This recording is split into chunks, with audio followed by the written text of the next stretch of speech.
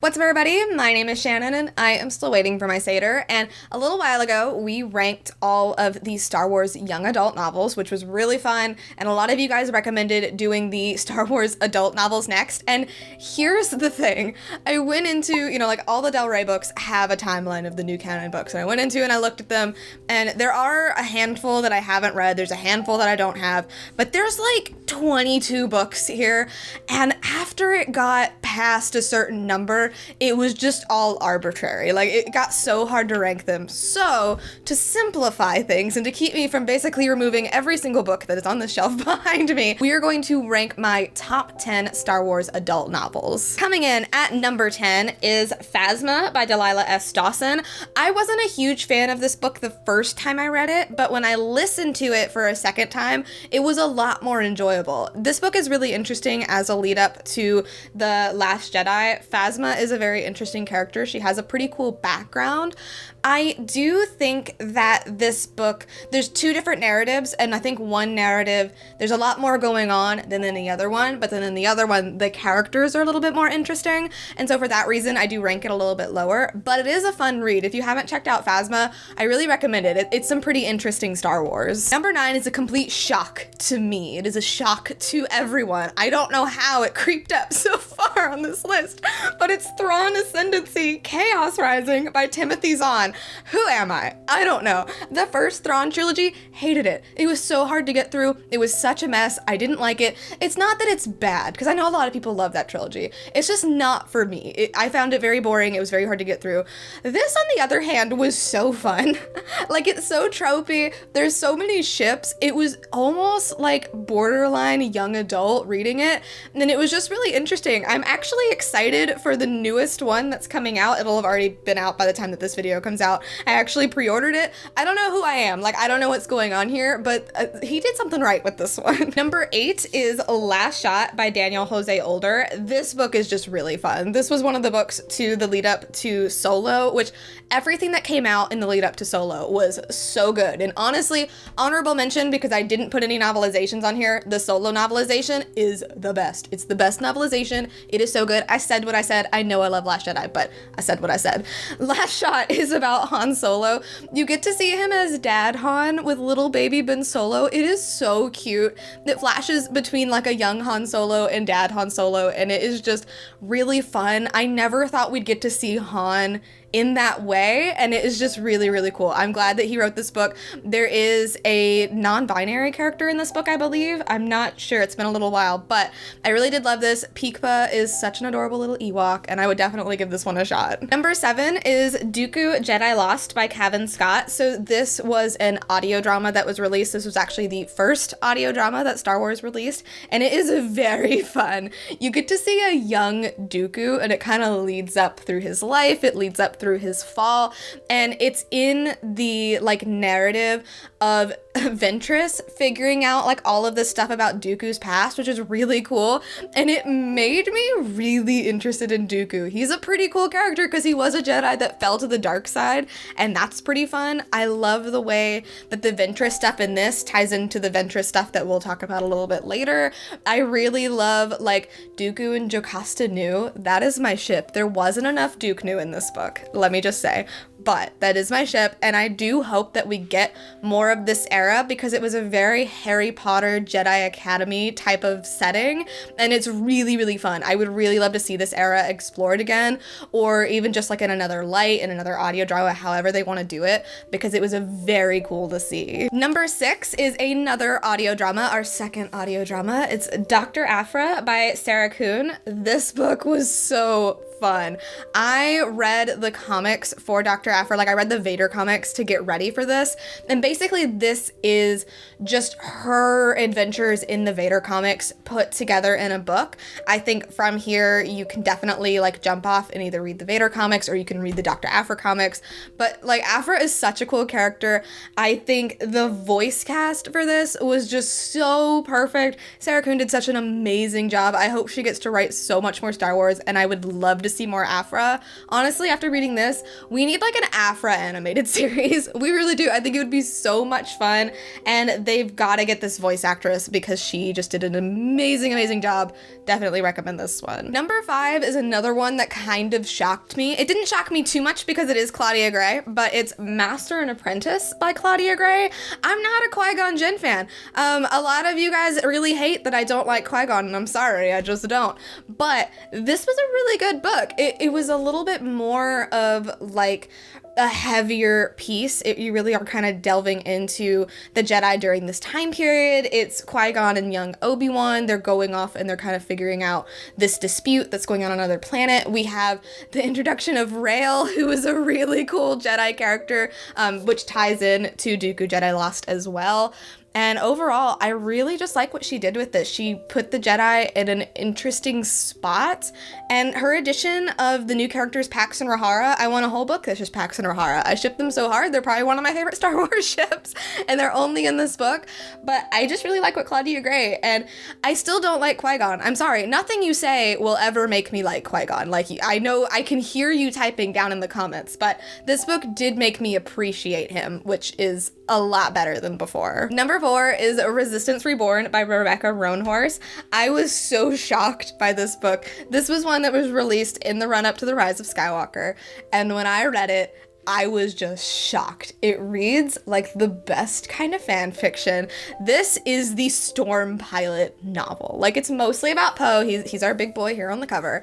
And like, this is just Poe, like this is Storm Pilot at its finest. It is so well done. I also really like the Rey scenes in this. She writes Leia very well. This is them kind of regrouping after the events of The Last Jedi.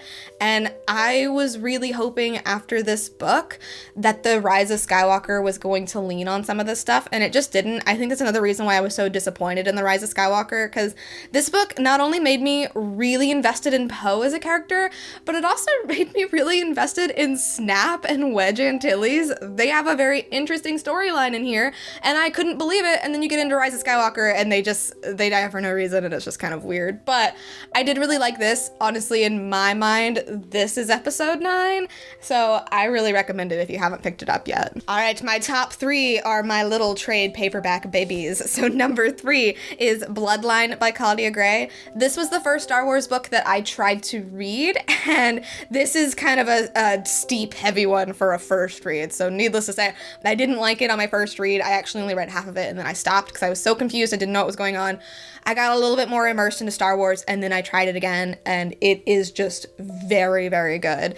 Like I said before, with seeing like old Dad Han, which I never thought we'd get to see, this is Leia, who is like, you know, she's on in years. She has like a teenage son. Her and Han are kind of separated. She is trying to keep the Senate together, and it's so fascinating to see her at this point in her career.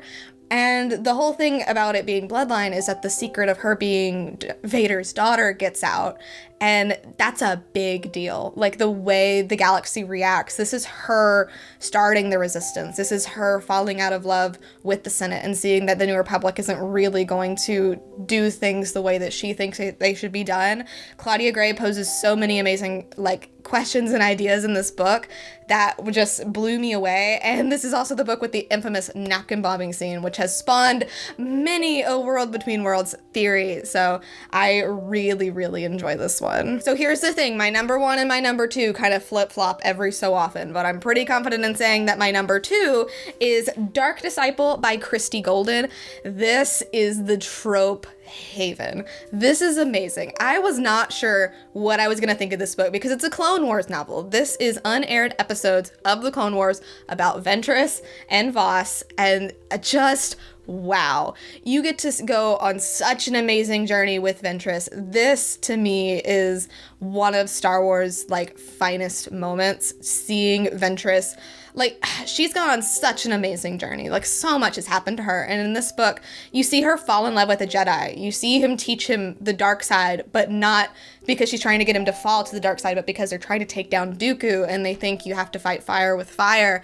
You see her have this beautiful redemption arc. You see Voss deal with being a Jedi and being in love with Ventress and maybe the Jedi isn't all that cracked up to be. And you also see Obi-Wan asking himself these questions as well, because nobody believed in Ventress except for him. And it is just so unbelievably well done. This book has all of the good tropes if you like shipping, if you like that good fic. There's even a fancy dress reveal moment, which is just chef's kiss, so good. It is painful. It does have kind of a bittersweet ending, but it is so, so well done. I think even if you haven't watched the Clone Wars, you would be fine reading this. I read it before I had watched any of the Clone Wars, and I followed it just fine because Ventress is a pretty prominent character. I knew enough about who she was. So I really, really recommend this, and I really hope that Christie Golden writes more Star Wars, because my number one is Inferno Squad by Christie Golden. I love this book. I was not expecting to, because it's Battlefront. It's the Battlefront 2 companion novel, and I wasn't expecting to like it because it's just not really my type of thing. But this book is amazing. It is an ensemble piece. It is primarily focused on Iden Versio, but mostly it is about this team called Inferno Squad within the Empire coming together to infiltrate a group called the Dreamers. And so here's the thing. We have the Rebels, then we have Saw Gerrera's Partisans, which are a little bit more extreme than the Rebels. And then an offshoot of the Partisans, because of what happened with Rogue One, is the Dreamers. So they are definitely bordering that terrorist line. So within this book, with them infiltrating them, there's really no good guys, because the Dreamers are rebels. They are opposing the Empire, but their means, their ends may not necessarily justify their means. And then of course, our main characters are all Imperials, and this is just fresh off the destruction of the first Death Star. They're supposed to be in there and kill everybody. They're trying to find, this one person who might be an Imperial leak. It's a lot going on. And this is Star Wars at its finest. This is that gray area. This is that gray area between, we are all fighting in this war. We all have blood on our hands. Iden Versio is an amazing character. Her arc in this is just truly spectacular. I really, really recommend reading this just to see what happens with her. And I would also recommend watching the cutscene from Battlefront 2. That takes place after the destruction of the second Death Star with Iden Versio. You get to see the rest of her arc on that. There's a DLC that is the end of her journey. It is so spectacular. Christie Golden really knows what she's doing. Once again, this book is very bittersweet and painful, but I really enjoy it. And the first 100 pages is a little bit slow because it's a little bit more of what I was expecting. But I've read this book twice, and it just is so well done. The emotions, the questions, the ideas, the way it's asking, what exactly is the Empire? What exactly is the rebellion? What do we want out of all of this? So well done. Cannot recommend it enough. So there you have it. Those are my top 10 Star Wars adult novels. All of the rest of them that I didn't mention, I either haven't read, or it's just kind of neither here nor there, whether this one ranks higher or this one ranks lower. But out of all of these 10, I would definitely recommend all of them. They are very, very good. When I was getting into wanting to read Star Wars books, it was kind of a daunting task because there are so many. It's kind of hard to know where to start. I do think starting with YA is a better introduction because they are a little bit more focused in. There's not as much going on. You're kind of just focusing on one specific character if you're kind of new to Star Wars. If you're tried and true, you've seen all the movies, you know everything, then I would definitely recommend Bloodline. But as far as these go, it's just very, very good. A lot of really good authors here that I really hope get to write more Star Wars. Like I said, honorable mention for novelizations, definitely the Solo novelization, very good. Last Jedi novelization, also good. Rogue One novelization, very good, very heartbreaking. My favorite Alexander Freed book, and I'm not an Alexander Freed kind of fan. And then I would also say Revenge of the Sith. It's not technically a new canon novel, but it is still very well done. So I would love to hear your favorite Star Wars novels down below. And I think somebody else recommended that my next ranking should be Percy Jackson, which I'm very interested in. That sounds very, very intriguing. And I would love to see how they're actually going to stack up once, you put the entire 15-book trilogy up against each other. So I think that just might be where we go next. But thank you guys so much for watching this video. If you liked it, be sure to hit that like button down below. And don't forget to subscribe so you can talk books with me every week. That is everything I got for today. And I will see you guys next time. Bye.